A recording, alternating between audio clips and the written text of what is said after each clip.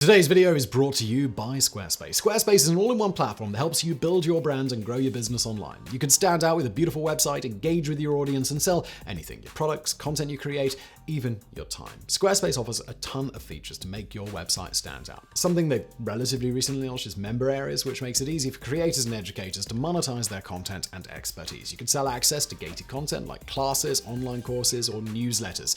It's a great way to unlock a new revenue stream for your business. And don't forget about Squarespace email campaigns. You can collect email subscribers and convert them into loyal customers. Start with an email template and customize it by applying your brand ingredients like site colors and logos. But built-in analytics also make it easy to measure the impact of every send. Squarespace also make it easy to collect donations for your cause. You can do that with PayPal, Apple Pay, Stripe, Venmo. The analytics feature is another great one, giving you information on who's visiting your site and what they're doing. These are just a few of the amazing features that Squarespace offers. So if you're looking to build a beautiful website and grow your business online, go to squarespace.com for a free trial, and when you're ready to launch, go to squarespace.com/brainfood to save 10% off your first purchase of a website or a domain using the code BRAINFOOD.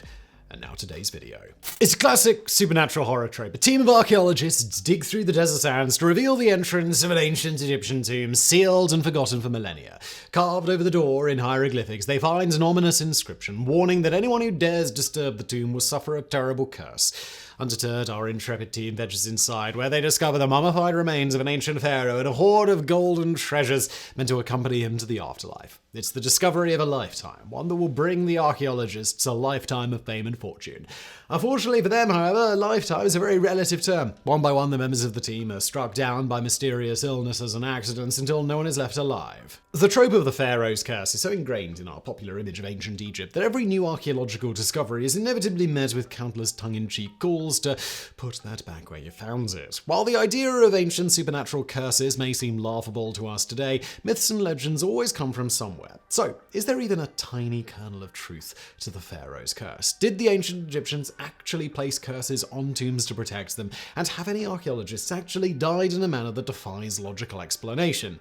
And well, the answer might just surprise you. Despite a seemingly infinite amount of pop culture claims to the contrary, protective curses of the type that we usually think of are exceedingly rare in ancient Egyptian tombs. The vast majority of the inscriptions found in these tombs are ritual in nature, containing instructions to help guide the occupants safely to the afterlife. One of the rare exceptions is found in the 6th dynasty mud brick tomb or mastaba of Kentika Ikheki.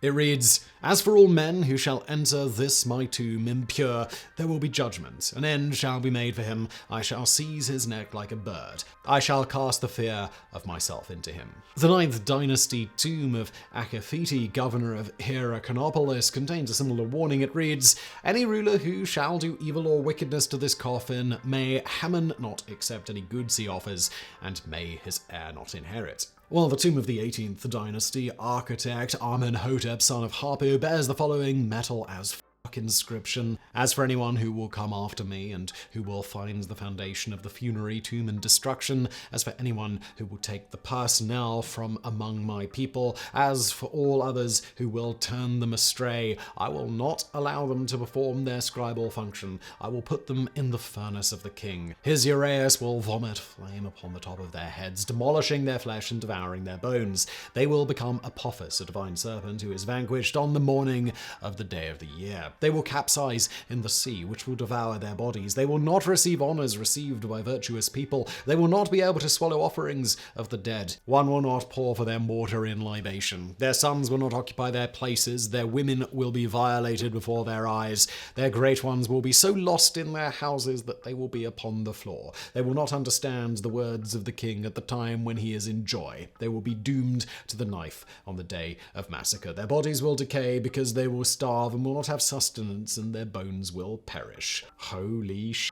The vast majority of such curses date from the Old Kingdom period of 2700 to 2200 BCE and are found almost exclusively in the tombs of private individuals or low-ranking politicians, not pharaohs or other nobility. One famous exception discovered in the Bahariya Oasis and dating to the Greco-Roman period reads, "Cursed by those who disturb the rest of a pharaoh. They that shall break the seal of this tomb shall meet death by a disease that no doctor can diagnose." While certainly fitting our popular image of a pharaoh's curse, such inscriptions were likely intended as a reminder for priests to maintain the ritual purity of the tomb rather than a warning to would-be grave robbers. As for the rarity of these curses, Egyptologists believe that at the time the act of robbing a grave would have been seen as unthinkable and dangerous to write down. Furthermore, while pharaohs and other nobles had armies of priests to maintain and guard their final resting places, private individuals had no such resources and would thus have taken every possible precaution, including written curses, to protect their own tombs. But while such curses did technically exist, accounts of supernatural events tied to Egyptian antiquities did not appear until very recently. One of the earliest such accounts appears in Louis Peniche's 1699 book, A Treatise on Embalming, and tells of a Polish traveller who purchased 2 mummies in Alexandria for use in making medicine. And yes, once upon a time people did eat mummies, as well as grind them into paint as fertilizer, but that's a story for another time. According to Peniche, on the journey home, the traveller's ship was beset by rough seas, while he was haunted by ghostly visions, neither of which abated until he finally threw the mummies overboard. The definitive origin of the Pharaoh's curse legend, however, is usually traced to the early 19th century. In 1821, English surgeon and antiquary Thomas Pettigrew had a bizarre spectacle at the Egyptian Hall in Piccadilly, London: the public unwrapping of an Egyptian mummy. The event caused a sensation, inspiring a trend for similar unwrapping parties that lasted decades. The spectacle also inspired writer Jane Loudon Webb to write a fantasy novel titled The Mummy, or A Tale of the 22nd Century, among the first stories to feature a mummy returning to life and taking revenge on those who dared disturb its tomb. This was followed in 1828 by the children's book The Fruits of Enterprise, featuring similarly animated and vengeful mummies. In 1869, Louisa May Alcott, author of Little Women, even took a stab at the genre, penning a short story titled Lost in a Pyramid or The Mummy's Curse, as did Sherlock Holmes creator Sir Arthur Conan Doyle in his 1892 story Lot 249. Interestingly, many of these early pieces of mummy fiction were written by women and feature female mummies taking revenge on male desecrators, leading some experts like cultural anthropologist Jasmine Day to interpret the text as thinly veiled rape-revenge fantasies. While French philologist Jean-François Champollion announced his decoding of hieroglyphics from the famous Rosetta Stone in 1822, it was many decades before Egyptologists were able to translate ancient Egyptian texts with any confidence. Thus, the idea of the Pharaoh's curse was well established long before any actual written curses were discovered or translated, the trope originating not from actual Egyptian history or mythology, but from Western Orientalist ideas of the ancient Egyptians as a mysterious, darkly spiritual people. But one event above all others popularized the myth and planted it firmly in the public imagination: the discovery of the tomb of the pharaoh Tutankhamun. The tomb of the boy king, who ruled from around 1341 to 1323 BCE until his untimely death at age 18, was uncovered on November 4, 1922 by a team led by British archaeologist Howard Carter and his wealthy patron, the 5th Earl of Carnarvon. Though tiny compared to other royal tombs in Egypt's Valley of the Kings, Tutankhamun's was the first one to be found almost entirely intact, and it contained hundreds of intricately crafted grave goods, many created from solid gold. The discovery caused a media sensation, sparking a worldwide craze for all things ancient Egyptian. On November 29, 1922, Carter finished excavating the staircase leading down to the tomb and cut through the door into the tomb itself. According to Egyptologist Henry Breasted, shortly thereafter, Carter dispatched an Egyptian worker to run an errand at a nearby house.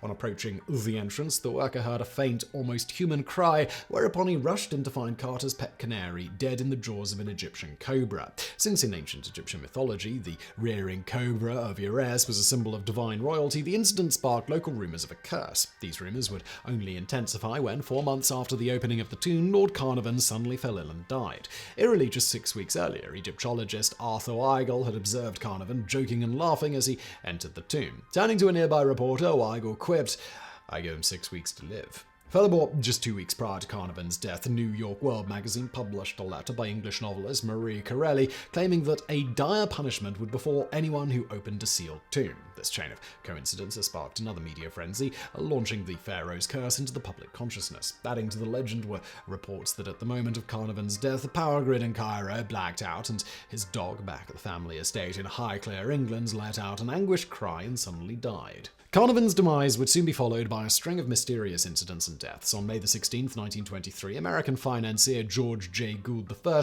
died of a fever shortly after visiting Tutankhamun's tomb, while in 1924, Sir Archibald Douglas Reed, the first person to x-ray the pharaoh's mummy, died of complications from abdominal surgery. That same year, archaeologist Hugh Evelyn White hanged himself, while in 1925, Howard Carter presented his friend Sir Bruce Ingram with a paperweight composed of a mummified hand adorned with a bracelet inscribed with the words words, "Cursed be he who moves my body, to him shall come fire, water, and pestilence." Shortly after receiving the gift, Ingram's house in England burned to the ground, and when the house was finally rebuilt, it was destroyed once again by a flood. Other alleged victims of the curse were Egyptian Prince Ali Kamal Farbe Bey, shot dead by his French wife in 1923, Sir Lee Stagg, Governor-General of the Sudan, who was assassinated in Cairo in 1924, Aaron Ember, a close friend of Lord Carnarvon's, who died in the 1926 house fire, Arthur Mace, a member of Carter's excavation team who died of pneumonia in 1928, and Captain the Honourable Richard Bethel, Carter's secretary, who was smothered to death in a Mayfair club in 1929. These deaths were more than enough to convince the chronically superstitious of the reality of the curse.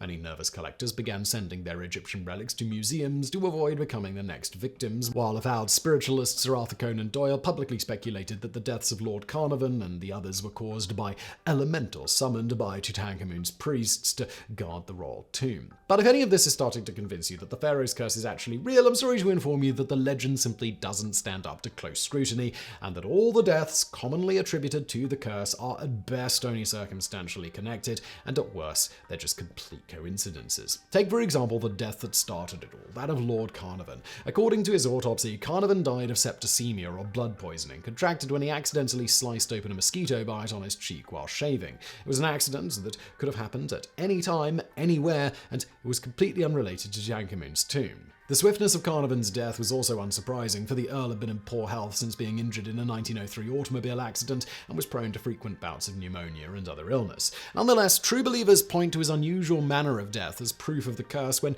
during the first detailed autopsy of Tutankhamun's mummy, a lesion was found in a similar spot on the pharaoh's cheek. The other deaths commonly attributed to the curse are even more dubious, with many of the victims having only a tangential connection to the opening of the tomb, or in many cases none at all. But perhaps the greatest strike against the legend is that Howard Carter himself, logically the #1 target of a curse, lived for another 16 years, dying in 1939 of Hodgkin's lymphoma. Equally long-lived were archaeologist J.O. Kinnaman, who died in 1961, Lord Carnarvon's daughter, Lady Evelyn Herbert, who died in 1980, and Sergeant Richard Adamson, who guarded the tomb round the clock for 7 years and died in 1982. Indeed, of the 58 people present when the tomb was opened, only 8 died within the next 12 years. More amusingly still, according to magician and debunker James Randi, the group died at an average age of 73 plus years, beating the actuarial tables for persons of that period and social class by about a year. The curse of the Pharaoh is a beneficial curse, it seems. Though Carter himself dismissed the curse as